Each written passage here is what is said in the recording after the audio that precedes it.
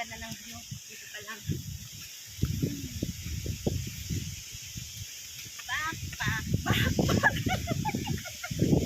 Meron kaming mission ni Lalay. Pupuntahan namin yung isang pamilya bang matatawag yun? Wala namang anak. Pamilya, mag-asawa, mag-ano. Pupuntahan namin yung mag-asawang walang anak. Pero may mga edad na. Kung tutuusin, dapat sila talaga ang binibigyang pansin ng ating mga BHW.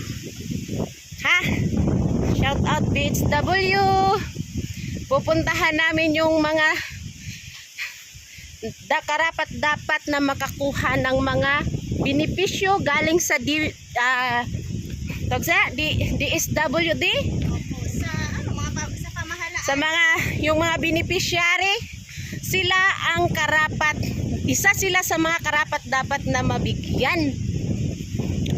Hindi yung iba nagdubli-dubli na, di ba? Ito, tinanong ko siya kahapon,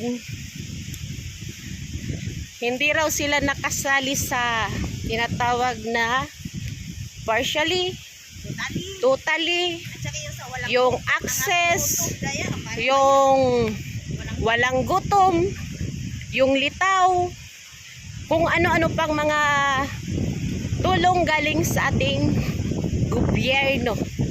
Isa lang daw ang nakuha nila. Ewan ko kung totoo. Pero yun na nga, puntahan natin at tatanungin natin mamaya. So let's go, Lalay. Tara,